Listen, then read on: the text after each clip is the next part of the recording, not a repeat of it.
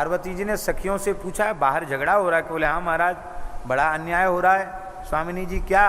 बोले आपने, आपका पुत्र जो है ना गण जिसको आपने बनाया, उसके ऊपर सब युद्ध कर रहे हैं। पार्वती जी ने कृपा की और पार्वती जी ने कहा कि डरने की आवश्यकता नहीं है, डरना नहीं, मुकाबला पूरा करना। आज पता चला दूंगी कि हमारे गण में ताकत कितनी है। अपनी अपनी चलाते हैं, हमारी कहीं सुनी नहीं जाती बात, आज पता चलेगा। सत्यम च क्रियते वीरा निर्णीतम मे यथोचितम। शंकर जी ने कहा, आश्चर्य की बात है, एक बालक ने तुम सबको भगा दिया, इतने बड़े बड़े बलवान हो, इतने दिव्य अस्त्र शस्त्र लियो। अरे बोले महाराज क्या बतावें। शंकर जी बोले देखो, हम तो इसलिए नहीं जा रहे हैं कि पार्वती जी दुखी हो जाएंगी, इसलिए तुम लोगों को भेज रहे हैं, लेकिन जब तुम लोग सब मैदान छोड़ चुके हो तो अब तो मुझे ही जाना पड़ेगा। महाराज उस समय पार्वती जी ने 2 शक्तियां प्रकट कर दी और कहा जाओ मेरे पुत्र गणेश की रक्षा करो तुम। वो 2 शक्तियां आकर यहाँ आईं। उन शक्तियों ने प्रकट होकर के ऐसा पराक्रम दिखाया कि संपूर्ण देवता भाग गए युद्ध का मैदान छोड़ करके, गण सब भाग गए। गणेश जब 3 हो गए ना, एक गणेश जी और 2 शक्तियां, 3 हो गए, सबको खदेड़ दिया, भगा दिया। अब शंकर जी को क्रोध आया, भगवान शंकर पधारे। बोलो भक्तवत्सल भगवान की जय। महाराज जी विचित्र बात लिखी है। शंकर जी ने कहा ब्रह्मा जी क्या तमाशा देख रहे, जाओ पता लगाओ क्या है। ब्रह्मा जी गए। ब्रह्मा जी जैसे ही गए तुरंत गणेश जी ने उछल करके ब्रह्मा जी की दाढ़ी पकड़ ली। ब्रह्मा जी घबरा गए, बोले ब्राह्मणो हम अनुग्राह्या शांति करता अनुपद्रवा। हम तो वेद पढ़ने वाले ब्राह्मण हैं, हमारी दाढ़ी काहे को पकड़े, हम लड़ने वड़ने, हम तो समझाने आए थे, हमको छोड़ दो, हम चले जाएंगे, अब समझाएंगे भी नहीं। हाँ जाओ जाओ। क्यों आए यहाँ? कमंडल लेके चले आए। चले गए बेचारे, ब्रह्मा जी भी चले गए। एक विशाल परिघ उठाया गणेश जी ने और सबको महाराज परास्त कर दिया। कितने के हाथ पांव तोड़ दिए, कितनों को गिरा दिया, कितनों को भगा दिया, कितनों को खदेड़ दिया। 10 दिशाओं में सब भग गए। 2 शक्तियां जो प्रकट की थी, एक तो पहाड़ की गुफा के समान मुख फैलाकर खड़ी हो गई, एक बिजली के समान खड़ी हो गई। अब तो महाराज सब देवता बड़े भयभीत हो गए। देवताओं ने भगवान शिव से प्रार्थना की, महाराज ये नई विपत्ति आ गई है। अंत में महाराज विष्णु भगवान भी गए। यहाँ ऐसा लिखा है, विष्णु भगवान, लीला है ठाकुर जी की, विष्णु भगवान बोले हम भी मुकाबला नहीं कर सकते, हमारे हथियार भी काम नहीं कर रहे हैं इसके ऊपर। वो भी किनारे हो गए।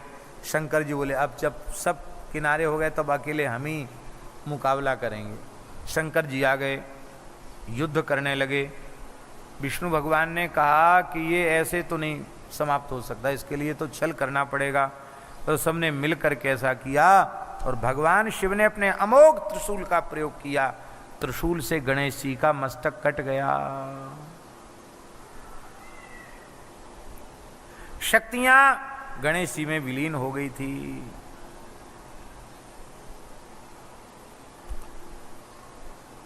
अब तो हाहाकार मच गया।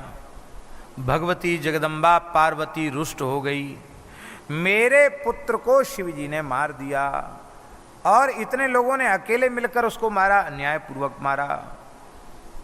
बहुत नाराज हो गई, अनंत शक्तियों को प्रकट कर दिया।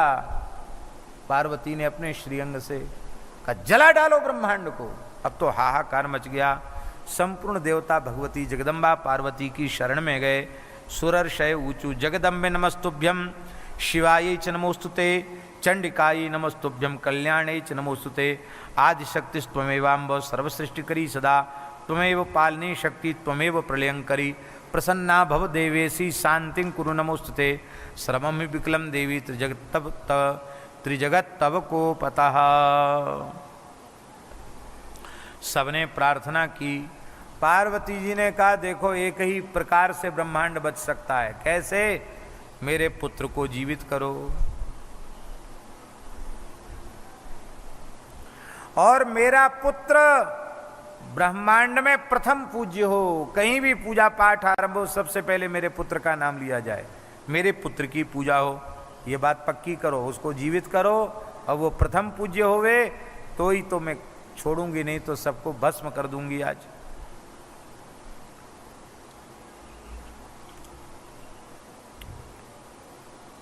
कहते हैं कि भगवान शिव ने आज्ञा दिया और शिव जी के गण उत्तर दिशा की ओर चल पड़े।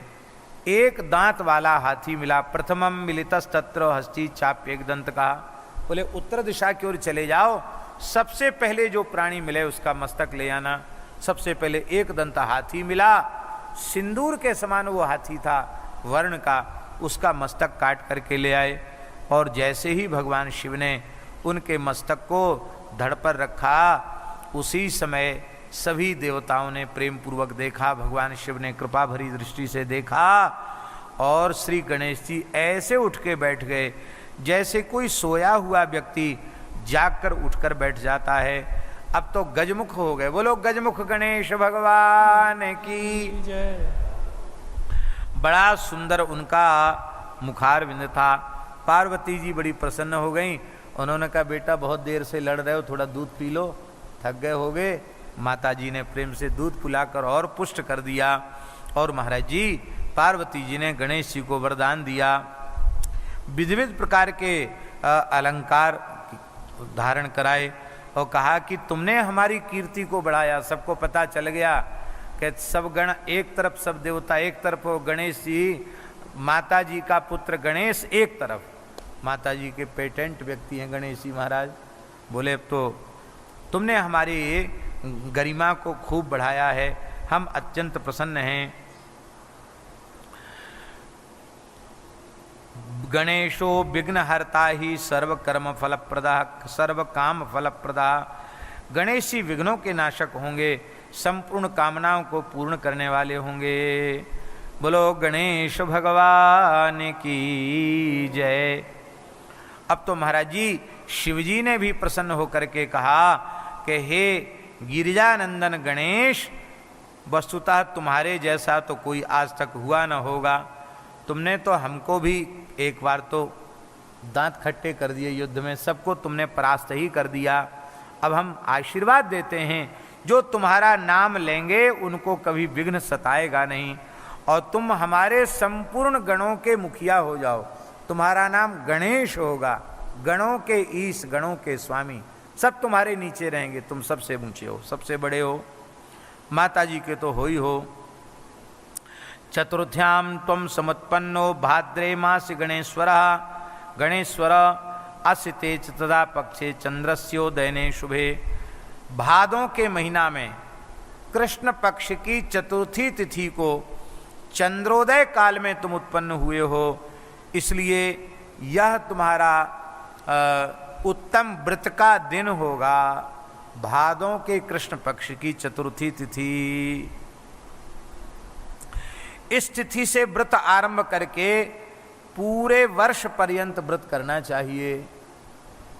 दोनों चतुर्थियों को व्रत करना चाहिए और इस प्रकार से एक वर्ष पूर्ण होने पर फिर व्रत का उद्यापन करना चाहिए। इससे संपूर्ण अभीष्टों की पूर्ति हो जाती है। धातु से गणेश जी की प्रतिमा का निर्माण कर, सोने से, चांदी से, पीतल से निर्माण करना चाहिए। और रत्नों में मूंगा से गणेश जी का निर्माण करना बड़ा श्रेष्ठ माना गया। मूंगे के गणपति, मूंगा से गणेश जी को प्रकट करना चाहिए। तीसरा बताया श्वेतार्क गणपति, सफेद आंकड़े की जड़ से पुष्य नक्षत्र में रवि पुष्य या गुरु पुष्य योग में मूर्ति का निर्माण करना चाहिए आंकड़े से गणेश जी। और चौथी बात है मिट्टी की मूर्ति गणेश जी की, जो अभी गणपति स्थापन आने वाला है, गणेशोत्सव आने वाला है, पूरे देश में गणेश जी की स्थापना लोग करेंगे, करना भी चाहिए। 10 दिन का उत्सव मनावेंगे। हमारी प्रार्थना है कि इस बार गणेश भगवान की प्रतिमा शास्त्रीय विधि से स्थापित करें। भारतीय वेद लक्षणा गायों का गोबर और किसी पवित्र तीर्थ की गंगा यमुना आदि की पवित्र मिट्टी, उस मिट्टी से मिला करके गणेश जी के विग्रह का निर्माण करें और प्राकृतिक बिना केमिकल वाले प्राकृतिक जो रंग हैं उन रंगों से उनके श्रीअंग का श्रृंगार करें। सिंथेटिक वस्तु का प्रयोग न करें, जिससे प्रदूषण भी नहीं होगा और शास्त्रीय विधि से अर्चन करके गणेश जी का उत्सव मनावें। यही करना चाहिए। कौन सी दुर्वा चढ़ाना चाहिए गणेश जी को? 12 अंगुल लंबी दुर्वा चढ़ानी चाहिए, बिना जड़ के हो, कोई सूखी पत्ती उसमें न हो। 12 अंगुल की दुर्वा उत्तम मानी गई है। 3 गांठें उसमें होनी चाहिए, मूल रहित होना चाहिए और ऐसी कम से कम 21 दुर्वा गणेश जी को चढ़ानी चाहिए। और ज़्यादा तो 1000 लाख जितना चाहो उतना चढ़ा दो। और दुर्वा चढ़ाते समय स्वाभिमुख चढ़ाना चाहिए। जैसे गणेश जी ये विराजमान हैं तो दुर्वा ऐसे चढ़ानी चाहिए, उसका जो अग्रभाग है दुर्वा चढ़ाने वाले की ओर उसका मुख होना चाहिए। ये विधि है। इस प्रकार से दुर्वा चढ़ाना चाहिए गणेश जी को। यो दुर्वांकुरे यजति सवै श्रवणोपमो भवति। लिखा है जो दुर्वांकुरों से गणेश जी का अर्चन करता है वो कुबेर के समान धनवान हो जाता है, वेद में लिखा है। जो लाजा से गणेश जी का अर्चन करता है वो यशस्वी हो जाती है, यशोवान हो जाता है। जो घी से आहुति देता है गणेश जी को उसको सब कुछ प्राप्त हो जाता है। समिधा और घी डाल करके गणेश जी के लिए आहुति देता है, उसको सब कुछ प्राप्त हो जाता है। यो मोदक सहस्रेण यजति सवांछित फलम वाप्नोति। जो 1000 लड्डू गणेश जी को चढ़ाता है वो तो महाराज सब काम उसके पूरे हो जाते हैं। 1000 लड्डू चढ़ाने की बड़ी महिमा है। लेकिन अब लोग बड़े चतुर हो गए हैं। जब 1000 ज़्यादा संख्या में लड्डुआ चढ़ाने की बात होती है ना, तो लड्डू का आकार भी बहुत छोटा कर देते हैं, इतना छोटा छोटा। वो कांच की गोली खेलने वाले होते हैं कचंटा, ऐसी छोटा छोटा लड्डुआ बनाते हैं। भैया देवताओं के साथ ठगी मत करो। लड्डुआ जैसा होता वैसा लड्डुआ बनाना चाहिए। वैसे ही लड्डुआ की आकार प्रकार थोड़ा कम हो गया। हमने देखा वृंदावन में पंगतों में, भंडारों में, संतों के यहाँ।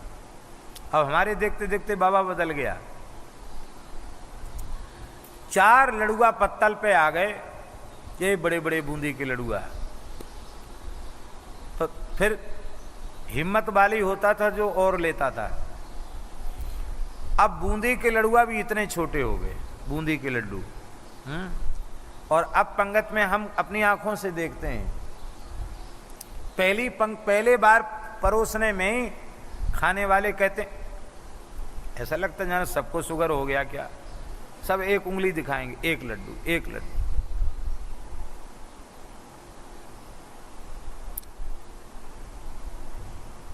इतने बड़े बड़े लड्डू होते थे, इतने बड़े बड़े लड्डू। हमारे महाराज जी पहाड़ी बाबा महाराज कहते थे, बहुत पुरानी बात, भंडारा हुआ,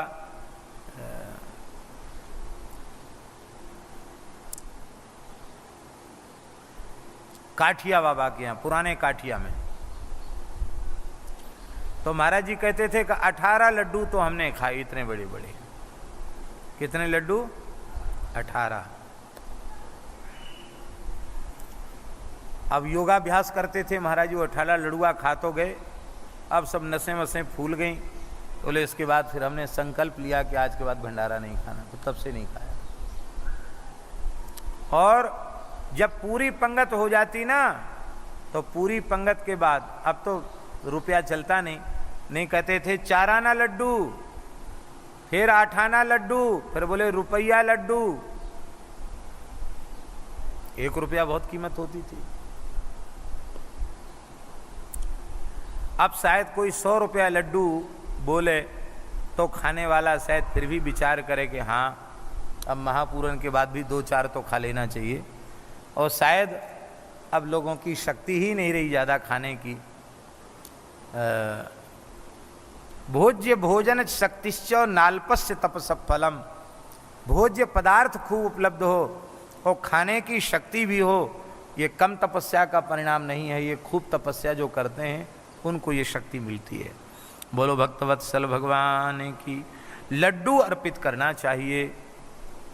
नासिक कुंभ में पूज्य श्री रमण रेती वाले महाराज जी ने गणेश जी को 1.25 लाख लडुआ से अर्चन किया था। 1.25 लाख मोदक का अर्चन वो तो प्राय हर वर्ष करते हैं और फिर खूब प्रसाद डट के बांटते हैं। तो ऐसे है, अर्चन से बड़ी महिमा है। गणेश जी का इस तिथि को अवश्य अर्चन करना चाहिए।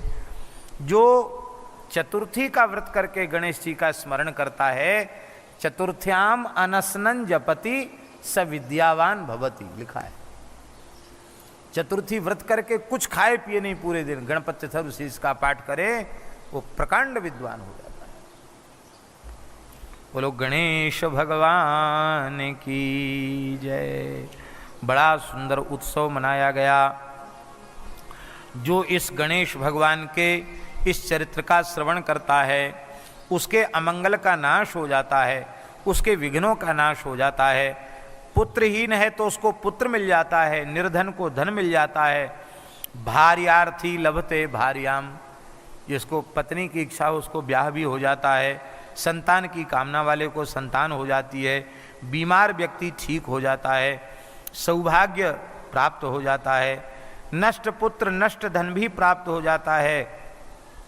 पति परदेश चला गया हो तो वो भी लौट के आ जाता है। इस प्रकार से गणेश जी का आख्यान जिसके घर में होता है उसके घर में कोई विघ्न बाधा नहीं आती है। यात्रा के काल में, पुण्याह में, विवाह के समय गणेश जी का जरूर स्मरण करना चाहिए।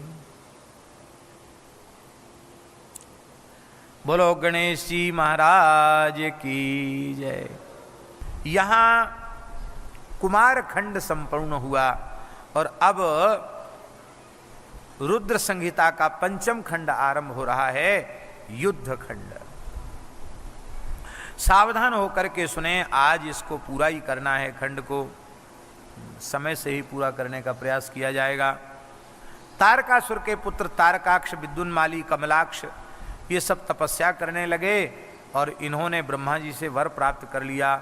सोने का, चांदी का और लोहे का नगर बना। ये त्रिपुर आकाश में प्रतिष्ठित हो गया और इन तीनों दैत्यों ने हाहाकार मचा दिया। तीनों लोकों में सब घबरा गए। देवता अपने स्वर्ग को छोड़ करके भाग गए। तब संपूर्ण देवता मिलकर के भगवान शिव के पास पहुँचे। प्रभु कृपा करके त्रिपुर के कष्ट से हमारी रक्षा कीजिए। भगवान शंकर की स्तुति किया। नमो वेद स्वरूपाय वेद वक्त्रे नमो नमः सदाचाराध्वगम्याय सदाचाराध्वगामिने इत्यादि प्रकार से स्तुति किया है। शंकर जी ने कहा कोई चिंता की बात नहीं है, हम तुम सबके संकट को दूर करेंगे। और भूत समुदाय को यज्ञ कुंड से प्रकट किया है। त्रिपुर के भय से भूत पलायित हो गए हैं। और इसके बाद भगवान शिव ने कहा कोई चिंता मत करो, रथ का निर्माण करो। एक दिव्य रथ का निर्माण किया गया है। भगवान शिव वहाँ बैठे हैं, उस रथ में बैठे हैं और बैठ करके और भगवान ने विचार किया है कि त्रिपुर का हम वध करें। यहाँ एक कथा और है। कथाओं के प्रयोजन तो यही हुआ करते हैं कि इनसे व्यक्ति को धर्म और सदाचार की शिक्षा मिले और उसके संस्कार दृढ़ होवें, इसलिए कथाओं का प्रयोजन यही है। बहुत दीर्घ काल तक युद्ध करने पर भी देवता लोग त्रिपुर पर विजय प्राप्त नहीं कर पा रहे थे। कारण क्या था? कारण यही था कि वे दैत्य होते हुए भी त्रिपुर वर्णाश्रम का पालन ऊपर कर रहे थे। वे संध्योपासन करते थे, वे अग्निहोत्र करते थे, वे जप आदि करते थे। बस बात ये थी कि बस वो सबको सताते थे, इसलिए असुर थे। बाकी वो धर्म का पालन करते थे। तब कैसे वो धर्म भ्रष्ट होंगे तो ही पराजित होंगे। जब तक धर्म और तप का बल है तब तक वो पराजित नहीं हो सकते। तब विष्णु भगवान ने उनके धर्म में विघ्न उपस्थित करने के लिए आपने शरीर से ही एक पुरुष को उत्पन्न कर दिया।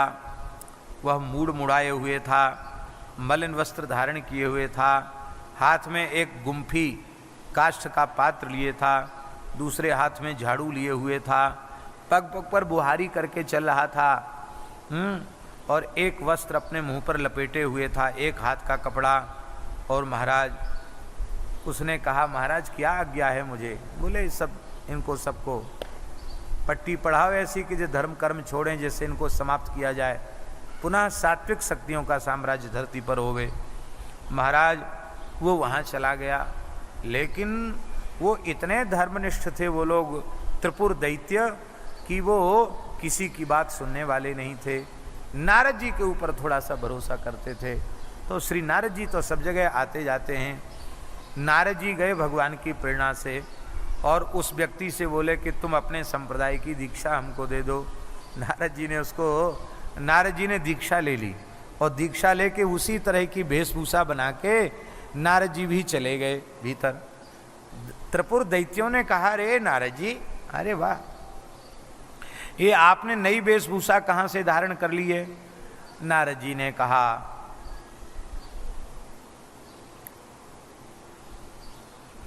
यही सार है धर्म का। आज मुझे वास्तविक धर्म का रहस्य पता चला है। वो नारायण नाम का कीर्तन नहीं कर रहे थे, एक दूसरे ही नाम का कीर्तन, नारद जी तो कौतुकी है ही है, एक दूसरे ही नाम का कीर्तन कर रहे थे। अब तो यहाँ लिखा है कि उस मायावी ने 16,000 श्लोकों वाला एक संस्कृत मिश्रित एक ग्रंथ बनाया और उसका वहाँ प्रचार किया। नारद जी के बहकावे में आकर सब दैत्य उसके अनुयायी हो गए।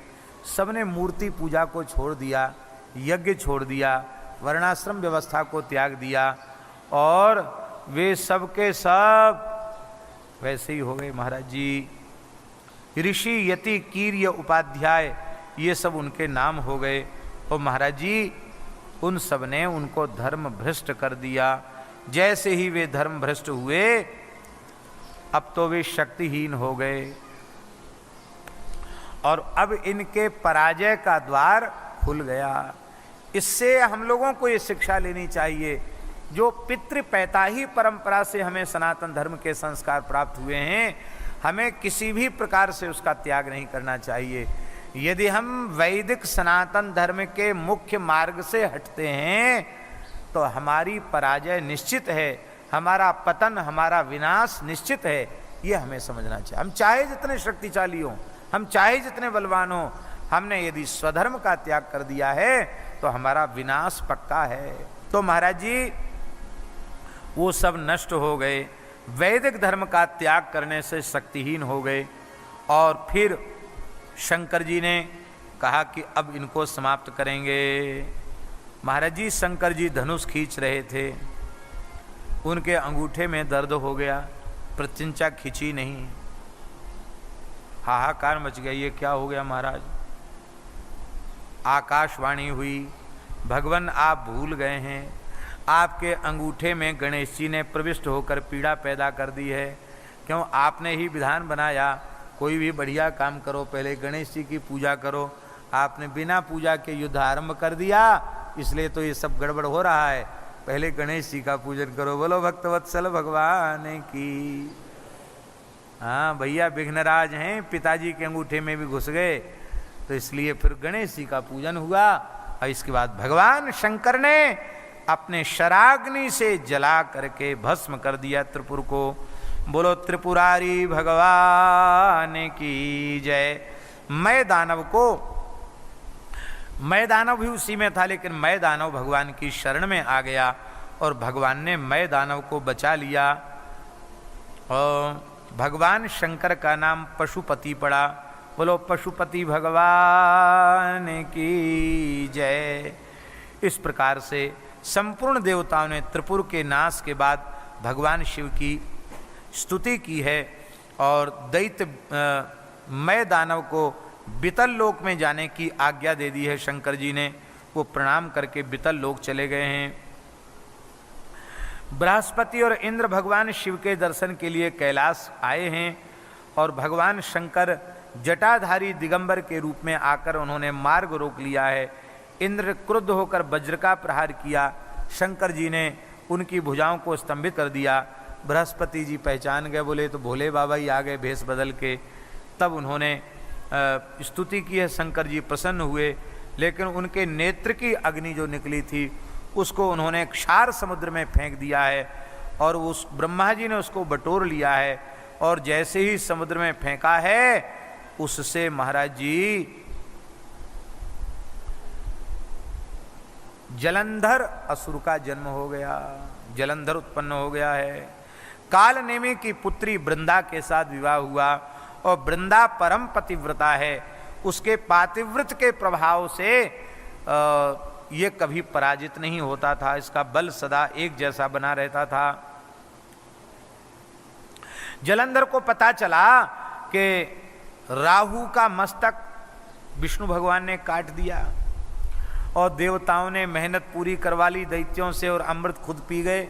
तब वो क्रुद्ध हो गया, स्वर्ग पर आक्रमण किया, इंद्रादि देवता पराजित हो गए और जालंधर का आधिपत्य अमरावती नगरी पर स्वर्ग पर हो गया और भयभीत देवता गुफाओं में घुस करके अपना जीवन यापन करने लगे। जलंधर के भय से भयभीत होकर देवता विष्णु भगवान के पास गए। विष्णु भगवान सहित देवताओं ने भयंकर युद्ध जलंधर की सेना से किया और जलंधर का बड़ा भारी पराक्रम था। जलंधर के पराक्रम को देख करके भगवान नारायण प्रसन्न हो गए और प्रसन्न होकर कहा जलंधर से कि तुम वरदान मांग लो। जलंधर बोला, महाराज आप मेरे जीजाजी हैं, हमारे बहनोई हैं, मैं आपका साला लगता हूँ, समुद्र की कन्या लक्ष्मी और समुद्र का पुत्र में जलंधर, तो आप मेरे बहनोई हुए कि नहीं हुए?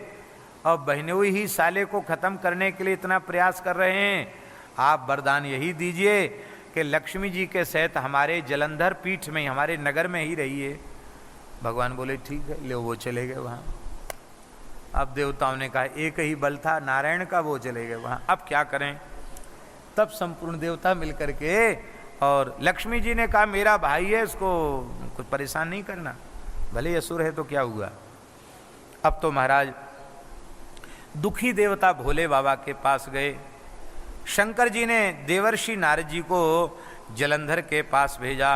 जलंधर की सभा में जाकर के उन्होंने भगवान शिव के ऐश्वर्य का वर्णन किया नारद जी ने, और ऐश्वर्य का वर्णन करने के बाद कहा कि जलंधर इतने शक्तिशाली भगवान शिव अवधूत योगी के रूप में रहते हैं और उनकी पत्नी पार्वती, क्या कहना महाराज, अनंत ब्रह्मांडों में ऐसी कोई सुंदरी संभव नहीं है।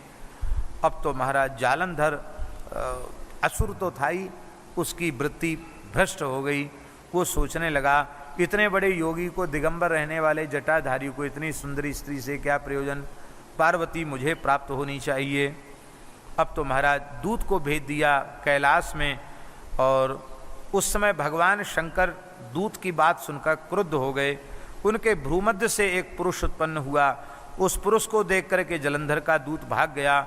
उस देवगण, उस गण का नाम हुआ कीर्तिमुख।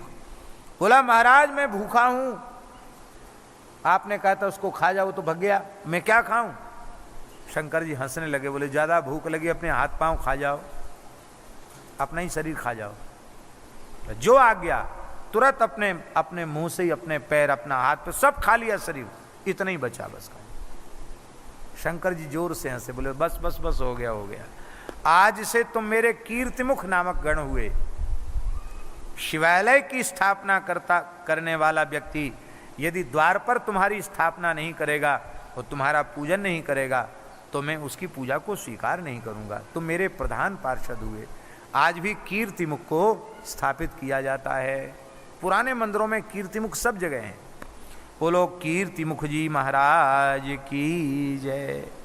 मान लो न हो मूर्ति तो भी कीर्तिमुखाय नमः कहकर के उनका स्मरण जरूर करना चाहिए।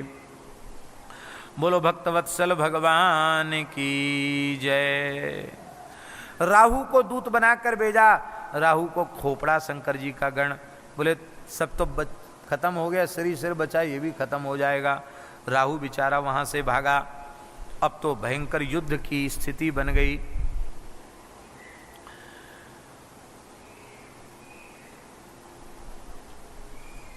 भगवान शिव युद्ध करने पधारे, भयंकर युद्ध होने लग गया। प्रचंड पराक्रम से असुरों का संहार करने लगे शंकर जी, लेकिन वो जीवित हो के फिर से महाराज आ जाते लड़ने के लिए।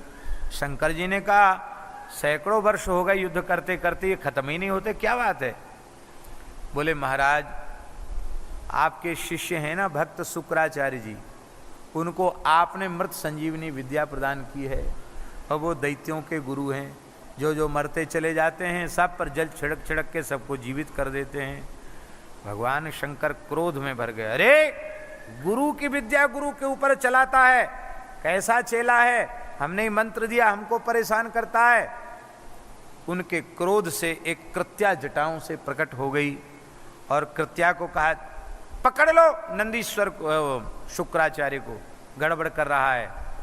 वो कृत्या गई महाराज जी और उसने शुक्राचार्य को पकड़ के अपने गुह्य प्रदेश में छिपा लिया। कहाँ गए शुक्राचार्य, कहाँ गए शुक्राचार्य, पता ही नहीं चला। अब तो महाराज शंकर जी सबका संहार करने लगे। जलांधर सोच गया कि अब हमारी पराजय निश्चित है।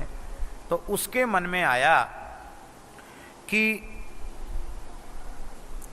मैं पार्वती को प्राप्त करना चाहता था, वो मनोरथ तो मेरा पूरा हुआ नहीं। तो इधर युद्ध में एक रूप से यहां हो गया उपस्थित, दैत्यों में इतनी माया होती थी, और एक रूप से शिवरूप धारण करके ये कैलाश चला गया। शिवजी को आया हुआ देख करके पार्वती जी प्रसन्न हो गई। उन्होंने कहा वाह आप युद्ध हो रहा था कैसे चले आए? बोले अब हम लोगों में संधि हो गई है और हमने कहा देवता स्वर्ग पर राज्य करें, तुम अपना घर पर अपने नगर पर राज्य करो और कोई अब किसी के अधिकार का अतिक्रमण मत करो, समझौता हो गया। बोले तो बहुत अच्छी बात है। तो जैसे ही हुआ आगे बढ़ा, निकट से पार्वती के सौंदर्य को देख करके कांप गया।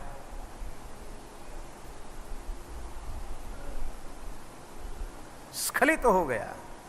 अब तो महाराज पार्वती जी समझ गई, तत्काल पार्वती सखियों के सहित अंतर्धान हो गई। विष्णु भगवान का स्मरण किया।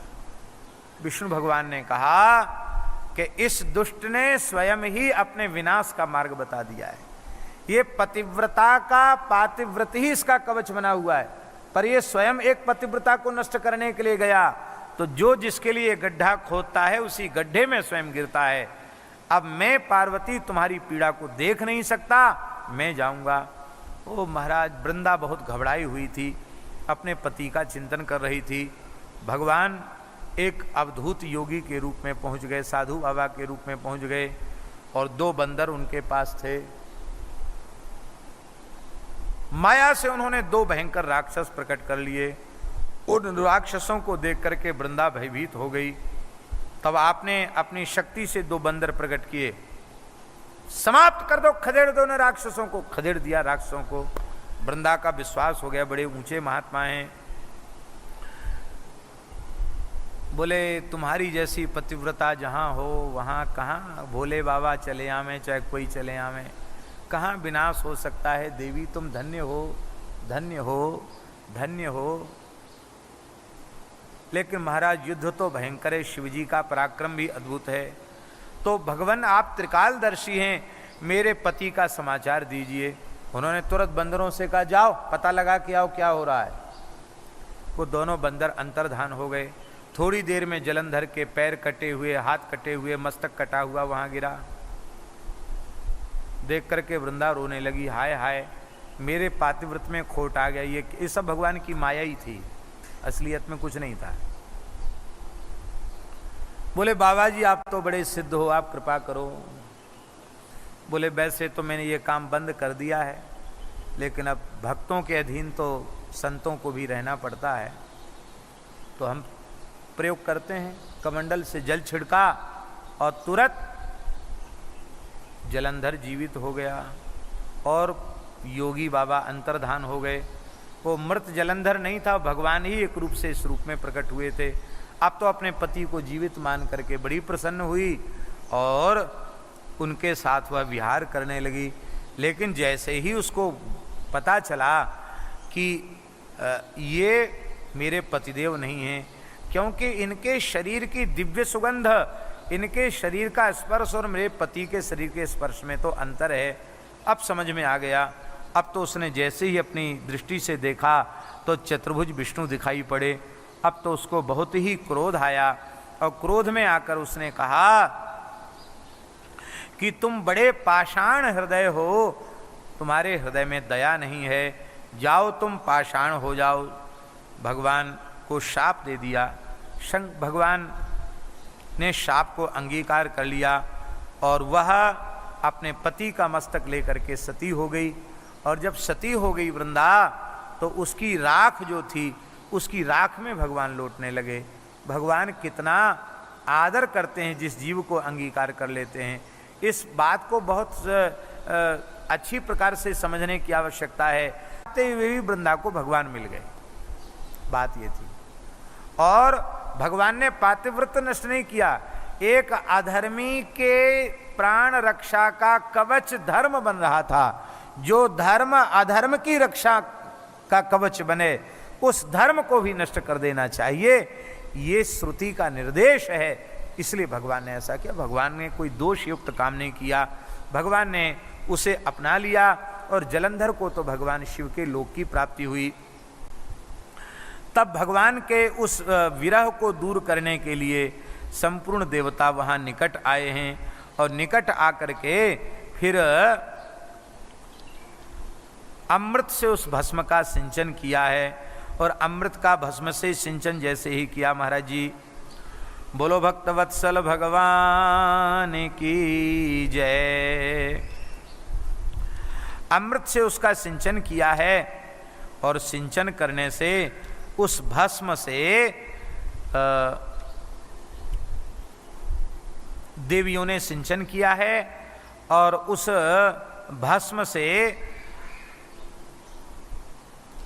आंवला उत्पन्न हुआ है, धात्री, मालती लता उत्पन्न हुई है और तुलसी उत्पन्न हुई है। बोलो भक्तवत्सल भगवान की जय। जय जय श्री राधे। इस प्रकार से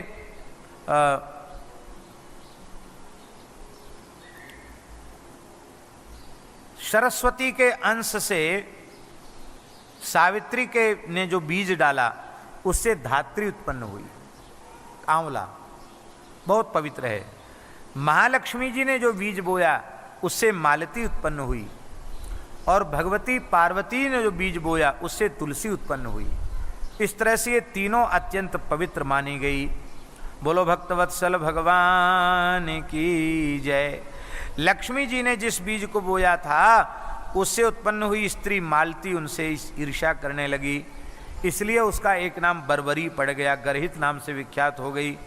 और धात्री तुलसी, इनमें रागद्वेष नहीं था, इसलिए धात्री और तुलसी भगवान को अत्यंत प्रिय हुई, ऐसा भी वर्णन मिलता है। भगवान विष्णु प्रसन्न हो गए। कार्तिक के महीने में धात्री और तुलसी, इनका पूजन प्रत्येक धार्मिक मनुष्य को करना चाहिए, ऐसा लिखा हुआ है। कार्तिके मास विप्रेंद्र धात्री च तुलसी सदा। और हमारे व्रत त्योहारों में तुलसी और धात्री का पूजन होता है। तत्रापि तुलसी धन्या तीव श्रेष्ठा महामुने त्यक्त्वा गणेशम सर्वेशाम प्रीतिदा सर्वकामदा। तुलसी जो है वो अत्यंत धन्य है, उसमें सबसे श्रेष्ठ तुलसी है। पर तुलसी सभी देवताओं को प्रिय है, केवल गणेश जी को तुलसी नहीं चढ़ाना चाहिए, बाकी सबको तुलसी। त्यक्त्वा गणेशम सर्वेशाम प्रीति कामदा, सब पर तुलसी चढ़ाई जा सकती है। बोलो तुलसी महारानी की। अब महाराज शंखचूड़ नामक एक असुर उत्पन्न हो गया। शंखचूड़ का विवाह तुलसी के साथ हुआ, तुलसी देवी के साथ। शंखचूड़ का विवाह हुआ। और महाराज शंखचूड़ ने पुष्कर में जाकर तपस्या की, ब्रह्मा जी से वरदान मिला और तुलसी का विवाह शंखचूड़ के साथ हो गया। इस कथा का भी वर्णन है कि ये तुलसी भगवान को पति रूप से पाने के लिए तपस्या कर रही थी, तो गणेश जी को उन्होंने देखा तो उनका मन विचलित हो गया। गणेश जी से कहा कि तुम ही मेरे पति बन जाओ। तब गणेश जी ने क्रुद्ध होकर शाप दिया कि एक के पाप प्रति समर्पण करने के बाद तुम्हारी निष्ठा व्यभिचरित हुई, इसलिए मैं तुम्हें त्याग करता हूं। तुम सबको प्रिय होगी पर मुझे प्रिय नहीं होगी और तुमको दैत्य की पत्नी बनना पड़ेगा, फिर तुम देह त्याग करके फिर भगवान की प्रियतमा बनोगी। इसलिए गणेश जी ने तुलसी को छोड़ दिया और तुलसी का विवाह शंखचूड़ से हुआ। शंखचूड़ ने तीर्थ गुरु पुष्कर में तपस्या किया। महाराज जी शंखचूड़ का राज्यपद पर अभिषेक हो गया और पूरे त्रिभुवन पर इसका साम्राज्य हो गया। और अब तो सब भगवान की शरण में गए, शंकर जी की शरण में गए। शंकर जी ने शंखचूड़ के कष्टों को, शंखचूड़ के द्वारा प्राप्त कष्टों को दूर करने का आश्वासन दिया। भयंकर युद्ध हुआ और उस युद्ध में भगवान ने शंखचूड़ का वध कर दिया। बोलो भक्तवत्सल भगवान की जय, बोलो शंकर भगवान की जय। तुलसी ने विदा किया था शंखचूड़ को और शंखचूड़ समाप्त हो गया। अब तो महाराज तुलसी जी अत्यंत व्यथित हो गई। अब व्यथित होकर के तुलसी जी ने भी अपना देह भस्मसात कर दिया।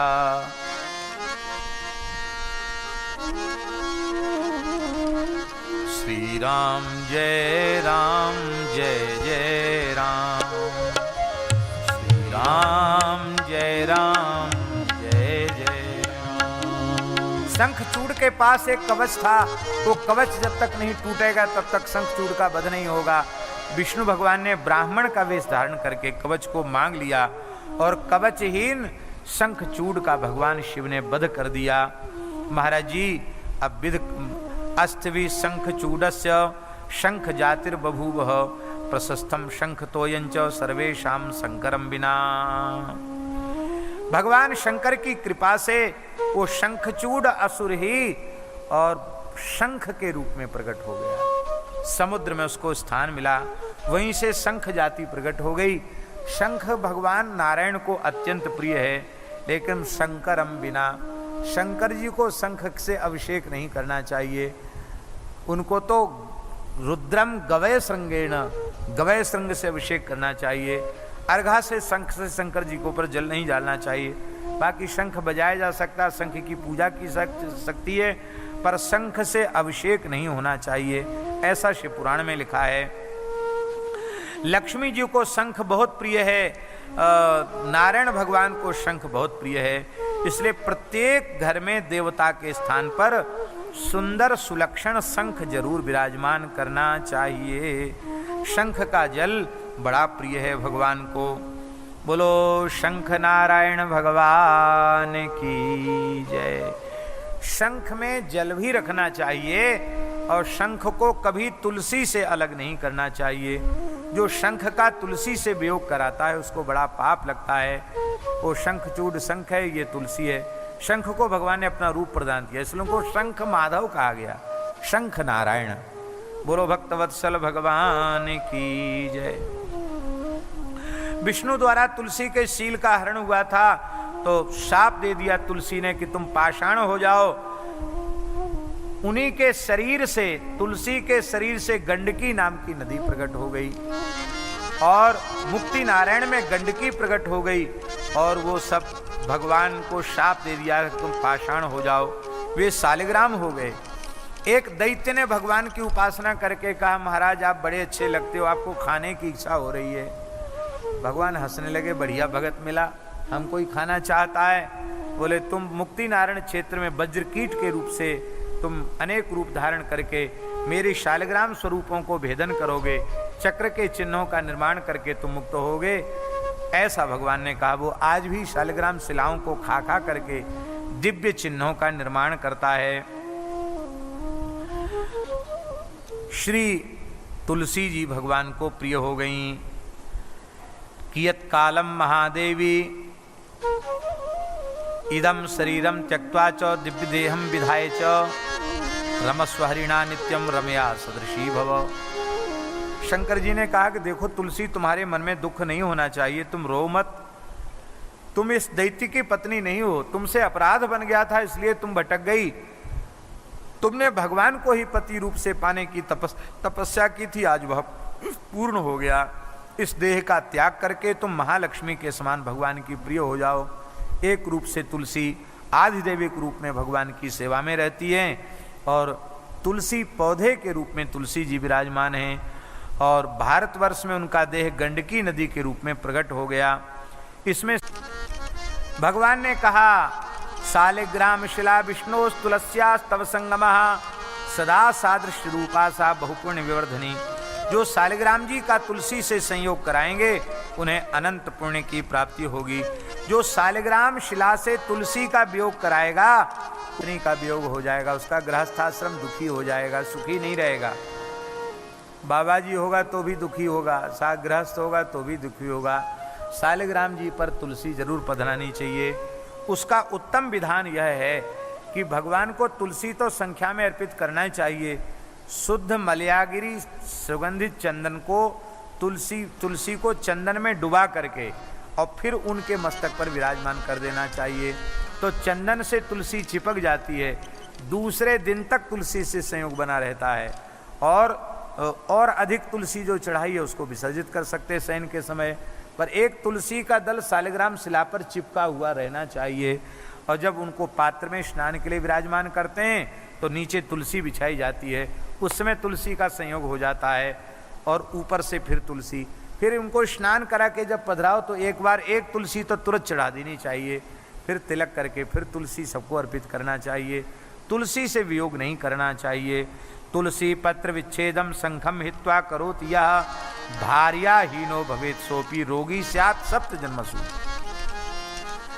जो तुलसी दल का शंख से वियोग कराएगा वह भी 7 जन्म तक भार्याहीन होगा और 7 जन्म तक रोगी होगा। इसलिए तुलसी शंख के जल में तुलसी डुबा करके रखनी चाहिए। और जो बजाने वाला शंख है उसको भी धोकर बजाने के बाद फिर उसको पुनः प्रक्षालित करके चंदन से चरित करके तुलसी चिपका देनी चाहिए, जिससे तुलसी का वियोग ना हो। ये सब छोटी छोटी बातें हैं, लोगों को जानकारी में कम होती हैं। शालग्रामश्च तुलसी शंखम चैकत्र एव ही यो रक्षति महाज्ञानी सभवे श्री हरिप्रिया। जो तुलसी शालिग्राम शंख इनको एक जगह विराजमान करके रखता है वही महाज्ञानी है, वो भगवान का अत्यंत प्रिय हो जाता है। बोलो भक्तवत्सल भगवान की जय। गंडकी नदी बहुत पवित्र नदी है। गंडकी जहाँ प्रवाहित होती वो क्षेत्र अत्यंत पवित्र होता है, वो मुक्ति क्षेत्र कहा जाता है। वहाँ सब शालिग्राम भगवान प्रकट हो जाते हैं। बोलो भक्तवत्सल भगवान की जय। 12 सुलक्षण युक्त शालिग्राम भी जहाँ विधिपूर्वक पूजित होते हैं वहाँ की 1 योजन की भूमि योजनत्रयम 3 योजन की भूमि तीर्थ हो जाती है। जहाँ सहस्राधिक भगवान पधारें विराजें वहाँ तो कहना ही क्या है। और जहाँ 1 लक्ष शालिग्राम भगवान कम से कम विराजमान हो जाएं वहाँ बिना भजन साधन के भी कीट पतंग को भी मोक्ष मिल जाता है। ऐसा महाराज ये अनंत महिमा है। भगवत कृपा से अपने मन में ऐसा विचार हुआ है। मलुक पीठ में जो ठाकुर जी का गर्भगृह है उसके ऊपर भगवान नाम विराजमान है, जिसमें लगभग 3 अरब राम नाम विराजमान है और उनके ऊपर शालिग्राम जी को ऊपरी भाग में विराजमान किया गया है। महाराज जी अभी काफ़ी समय से पधारे नहीं हैं, पधारेंगे तो महाराज जी को दर्शन होगा।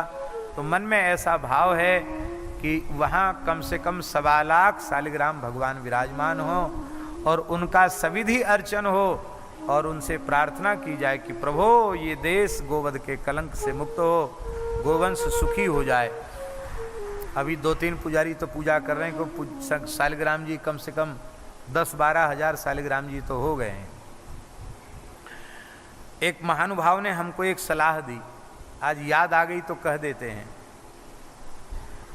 वो सलाह ये दी कि बहुत से मंदिरों में या बहुत से लोगों के घरों में भगवान विराजमान हैं पर लोग पूजा नहीं कर रहे हैं, अथवा उठाकर उनको बाहर पीपल के नीचे डाल देते हैं या कहीं नदी में फेंक देते हैं। ये अपराध इस समय देश में बहुत बड़ी संख्या में हो रहा है।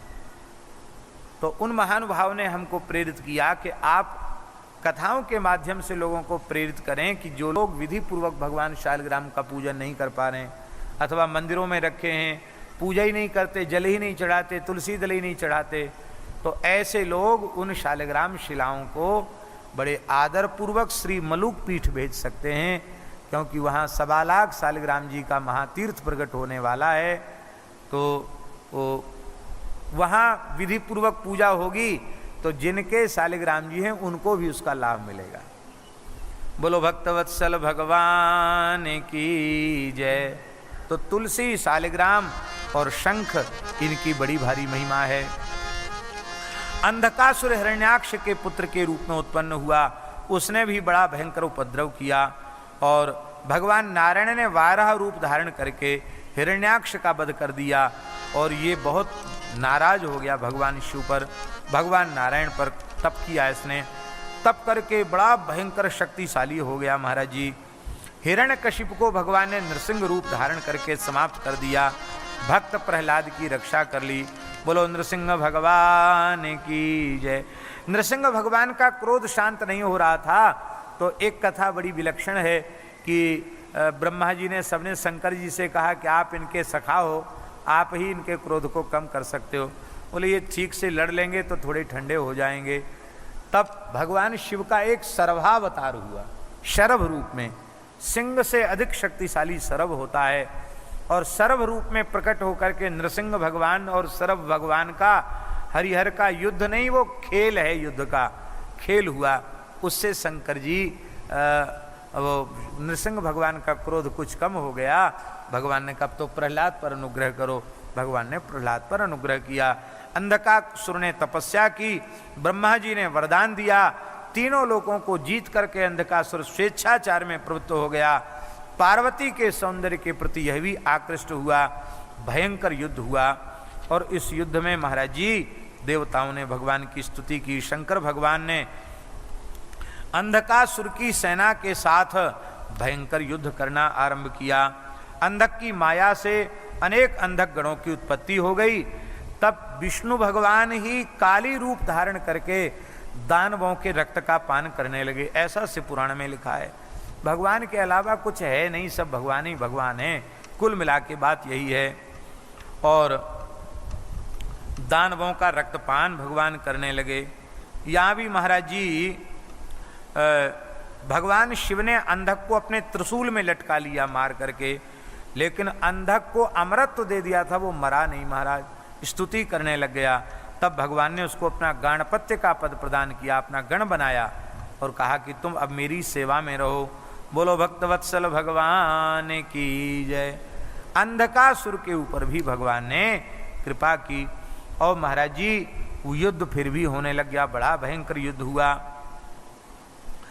शुक्राचार्य मरे हुए दैत्यों को जीवित कर रहे थे।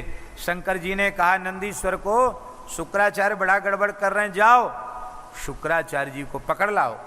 सुनो, नंदीश्वर जी शुक्राचार्य जी को पकड़ने के लिए गए और उन्होंने उठा लाए शुक्राचार्य जी को, कमंडल में जल भर के और मंत्र पढ़ पढ़ के छीट रहे थे, सबको जिंदा कर रहे थे। शंकर जी के पास ले आए। शंकर जी इतने विराट रूप में थे कि इतने बड़े शुक्राचार्य जी को शंकर जी ने हथेली पे रख लिया, ऐसे लगे जैसे किसी ने हाथ पर सुपारी रख रखी है। कहो हमारी विद्या हमारे ऊपर चला रहे, मुंह में डाल लिया। जैसे कोई सुपारी खावे, इलायची खावे, ऐसे शुक्राचार्य जी को शंकर जी खा गए, गटक गए पेट के भीतर। पर शुक्राचार्य जी मृत संजीवनी विद्या के ज्ञाता हैं, वहां भी मृत्युंजय मंत्र का जप करते रहे, मरे नहीं। शंकर जी युद्ध करते रहे। अंत में महाराज 100 वर्षों तक युद्ध चला और दैत्य पराजित हुए। तब शुक्राचार्य स्तुति करने लगे।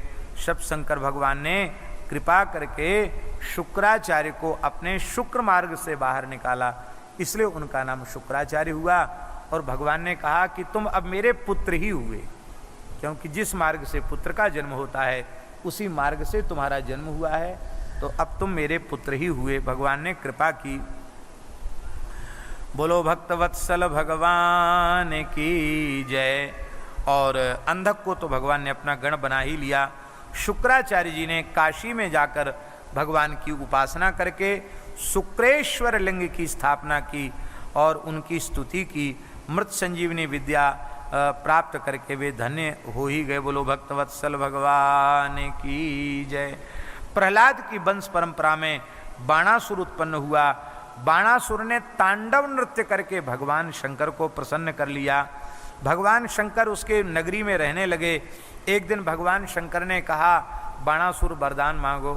बोला, महाराज आपने 1000 भुजाएं दे दी हैं, बहुत खुजली मचती है, कोई बराबर का योद्धा नहीं, आप ही युद्ध कीजिए। भगवान शंकर हंसने लगे, अरे मूर्ख, हमसे शक्ति प्राप्त करके और हमसे ही लड़ना चाहता, ले जा ये ध्वजा अपने महल पर स्थापित कर दे।